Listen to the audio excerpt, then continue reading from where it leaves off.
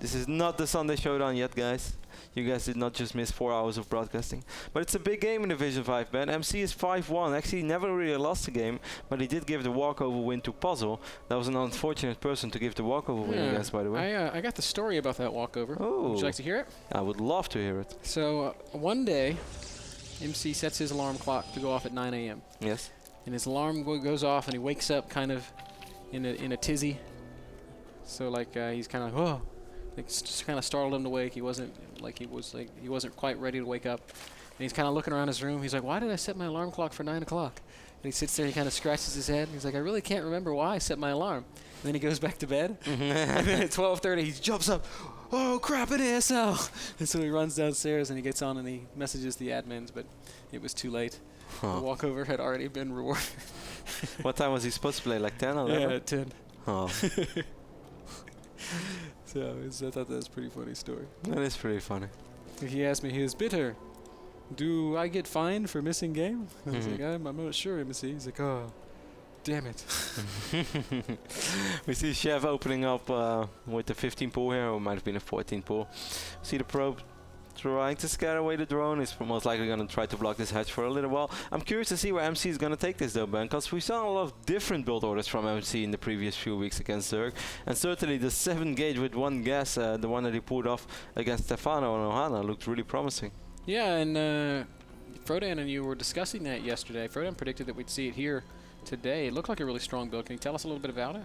Well, it's basically just a lot of chrono boost on the Cybercore, and it's 7 gauge, and he mines a very few amount of gas. I literally believe that he's only on 1 Vespian guys, so just imagine how sick your economy can be, and you already stop at, let's say, 32 probes, so you don't even have full 2 base saturation, but still you're able to afford 7 gates because you're only mining from 1 Vespian geyser.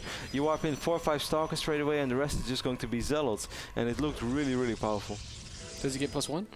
I am not sure, actually. I think he does. Well, he is going for the Forge Expand here. It's pretty bad that I don't remember that, because I was thinking about it while I was telling that story. I am 80% sure that he does, but I might have been wrong, because I know that he's only mining from 1 Vespian geyser, and that's the crazy part of it. I haven't actually really want to experiment with it, but the last 2 days have been so busy again that I wasn't able to play, and I actually thought if I was going to play StarCraft, it was going to be tonight or tomorrow morning, and the first thing I'm going to do is once more check out that VOD, because I want to copy that build, man. All-inning Zergs is one of my favorite things to do in life. Sheth is playing just like most Zergs do these days. He's gotten a very fast 3 base down. No gases just yet. And, well, he's a player that loves to drone up and get a huge economy. Sheth sometimes going up to as many as 90, 100 drones before transitioning back into that sort of spine crawler, Broodlord, Infestor style.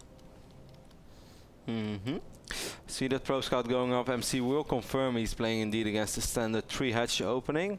So of course we're going to keep a close eye on the main base of MC and see if he wants to do something like the things we just previously mentioned. But he's already mining from 2 Vespian geysers or 2 assimilators, so I'm not sure if he really needs to. Yep, Sheth doing a good job of getting his probe off the map. It's very important that you don't allow pylons to go up in hidden places. And Sheth has thus far avoided anything like that. MC is getting +1 right now, so if he goes, well, he's also on double assimilator, so I don't think we're going to see the build you were talking about, Kev. And he's chrono boosting out quite a few pros. With the other builds, it's mostly chrono boost Cybercore, chrono boost Cybercore. We'll see. Sheth has a couple of overlords around the map. Obviously, you want to sacrifice an overlord or 2. He knows what's going on. He has watched those games. We've been talking quite a bit with Sheth, and he said in general he doesn't feel bad against Protoss, but he is worried about all the all-ins that Protoss has. Yeah, I was sitting here thinking to myself that we've seen MC play a lot of Stargate on Daybreak, and we might see it here. And he does, in fact, throw down that Stargate. He's still working on just 2 assimilators, though, Kev. Do you think he's going to do like a Void Ray Gateway all-in? Maybe Void Ray Gateway Pressure, but that is indeed kind of funny, but he doesn't have that many probes yet, so maybe he's going to throw down 1 assimilator real soon. I think Sheth is going to be really pleased with this Void Ray opening, Ben, if it is indeed a Void Ray opening, because I don't think he's all that worried about it. Most Zergs, they will say, hey, I'd rather play against a Stargate opening than play against Sentry Mortar or just like 6-7 gate aggression, 2 base Blink Stalkers, because I feel that the games where Protoss goes for Stargate, they play out so differently. Yeah, and Stargate's been played for such a long time that it's kind of been figured out. I'm definitely one of those guys that says, hey, if I see Stargate, I'm fine, and actually happy to see it. MC does end up taking these second 2 gases, and Sheth does end up scouting this Stargate, so he has a really good read on what MC is up to. The counter is just to build lots and lots of drones and not take too much damage. And lots of roaches, Ben, if you ask Mondragon. Yes, indeed. You remember that crazy game, Ben? From Mondragon against It was Xerex? on Crevasse, your favorite map. I know, that's where I was going, but you kind of ruined my moment. It's such a great game, and everybody remembers it because it was played on a great map. MC is going to try to scout. He wants to see if any other overlords are nearby. He kind of missed this one because he's already heading to the north direction. And Voiders are kind of slow, so this he's losing quite a bit of time over here. Yeah, that overlord has been well hidden. MC is definitely hunting for it, though. 3 more gates being wiped in right now in the main base of MC. Meanwhile, there's more and more drones on the way for Sheth, who's also throwing down a few spore crawlers. So I really think that Sheth is doing very well in this game so far, Ben. And I love Sheth's position, and I hope that Sheth loves it too. Interesting choice in upgrades, Kev. Not getting carapace, not getting ranged attack. He's getting melee attack. So I wonder. He's also getting a lot of gas, mining on 2 geysers in his main, 2 geysers in his third, and Maybe 1 geyser in his natural. Infestor probably. Yep. Yeah, some Infesterling. Very cool. He's going to morph in the infestation pit. Phoenix is going to fly in straight away, take a lot of damage from this spore crawler. Have to be careful, as you can already see the Phoenix took some real damage, not just spore damage anymore. This also gave Sheth a little bit of time to get his queen in a safe position. And man, I love how this is going so far for Sheth. He's up 15 workers. MC seems like he wants to expand pretty quick behind his target though, which is crazy because I think when you open up Stargate it's going to be really hard to get proper defense on the ground. Yeah, and man, this is such a gutsy third base because of that. MC is going to go ahead and try to find an opening, but it's just so tough with the queens out and with spore crawlers in good positions. Sheth's done a great job of making himself pretty attack-proof. Sheth is still completely unaware of this base, but very important, man. He already has Overlord speed. Now, I'm not sure if that's only to keep Overlords alive from the Phoenixes and make sure that you don't Overlord all the time, or if he eventually wants to start dropping as well, which I don't think is a bad move. Despite a couple of Phoenixes on the map, it takes quite a while before Phoenixes are able to snipe Overlords, which are pretty fast. Yeah, and they're not going to do anything against a big Zergling drop, for example. No drop upgrade just yet. Instead, Sheth investing in burrow and pathogen glands and getting his first couple of infestors in production. MC, in the meantime, is finishing up his third base. Yep, he's going to get a couple of cannons there as well. He has quite a few sentries, and we can see the robotics bay going up in the main base. So he will get those Colossus out. He will be sort of safe. We see these Void Rays starting to work on his hatchery, and of course, yeah, Shep's actually just going to cancel it, which I don't mind him at all, because I want to say, of course, as soon as those queens walk down the ramp, those Phoenixes are going to try to lift up those queens as they are out of range of the spore crawlers. Yeah, and Sheth is just expanding everywhere right now. MC going to drop a pylon up at the top left as he marches across the map with some zealots. So did not see that headshot though. I guess he will see it as soon as the pylon is ready. Or as soon as he warps in, one or the other. I think the first, man, because you can't warp in unless your pylon is ready. But the pylon won't see the hatch. No, wow, I thought it would. Damn it. I thought the vision was bigger. See Sheth moving out, Ben. He has quite a few infestors on the map right now. 4 infestors. He could land a fungal on those zealots, but I think he rather gets a big fungal off. Like right now, that would be an amazing fungal. Yeah, Sheth, just fungal. Very, very patient. The zealot upgrade does favor MC, but with Roach Ling, it doesn't matter at all. Sheth has more than enough. He doesn't need to fungal, but I still would have loved to see one fungal, because he would have lost way less Zerglings. Zerglings are free, man. He doesn't care about that. And one thing that... Oh, actually, Sheth can't see the pylon either. I like this fungal a lot. Oh, that's a great fungal. Catching that Void Ray. Takes a lot of the map control away from MC. He was using that Void Ray to pick off things like creep tumors around the map. Well, it was 3 fungals in the end, so I wouldn't say that was for free, but still, we see more and more infestors on the way. Sheth had a really good gas economy for a very long time. He's starting to get a little high on the minerals. I would love to see Sheth research drop ban and just start dropping a couple of Zerglings in the main base soon. He could afford one more macro hatch, and that's exactly what he's going to do straight away. Man, great minds thinker like.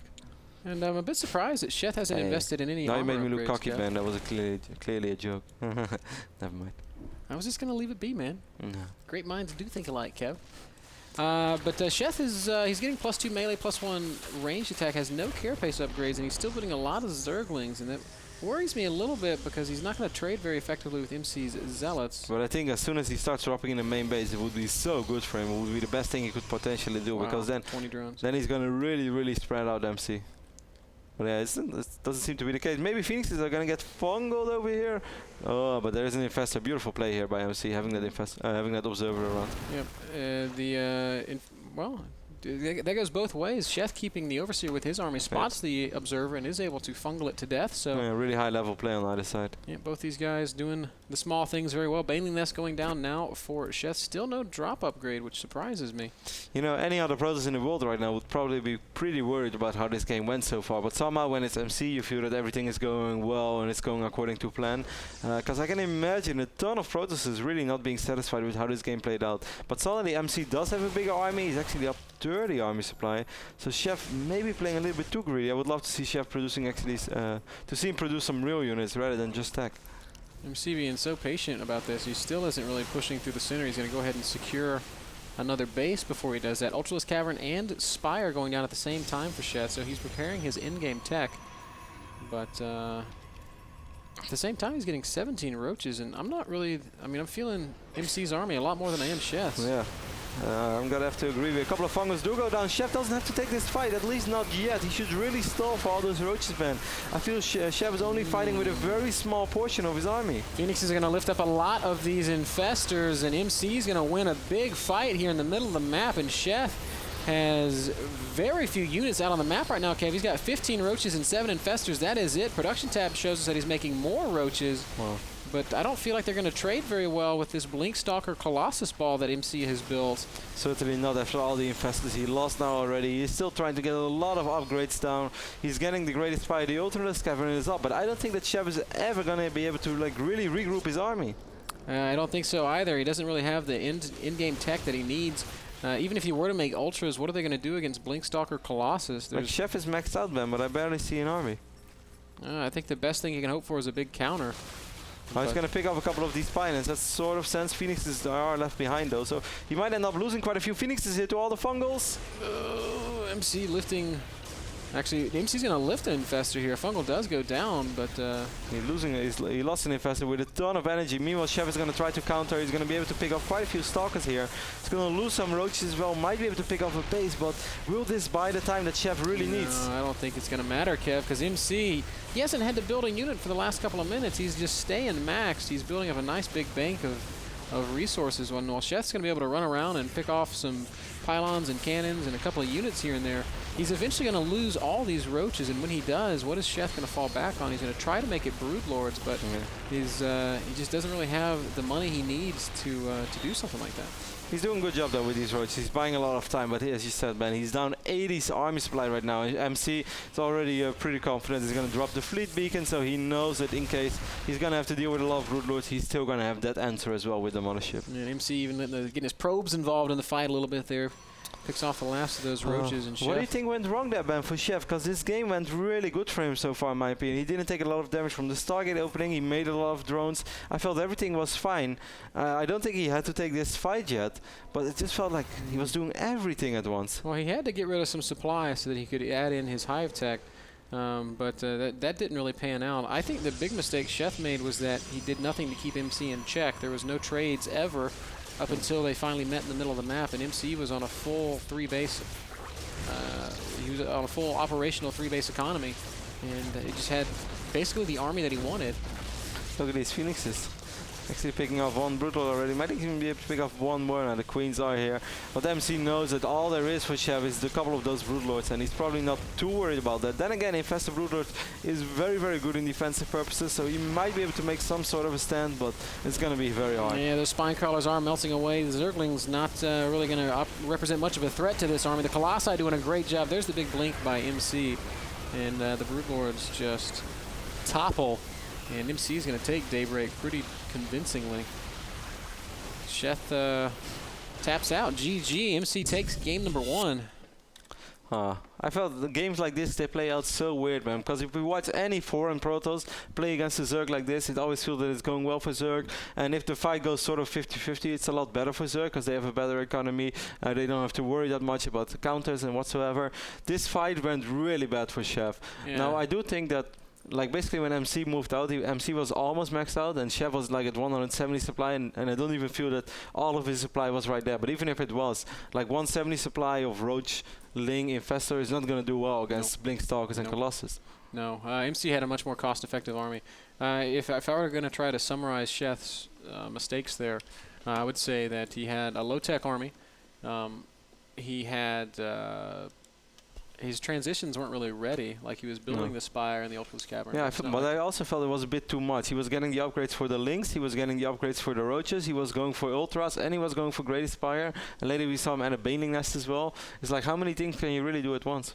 Yeah, the biggest thing for me though is I just don't feel like he did anything at all to slow down MC. Like we so often see guys like Stefano kind of fighting and constantly forcing the Protoss player to recycle units. Yeah, certainly when Protoss open up with Stargate, they're really not that strong on the ground for quite a while. Yeah. So if you just rally in some Roaches, it's most likely that you're going to be cost effective. That's the biggest point there for me. The Stargate opening is not a very strong defensive opening in the mid game. It's great, you know, early game. Yeah, when you have to deal with 6 Roaches or something. Yeah, but when you're dealing with 30 Roaches, with speed, it's not.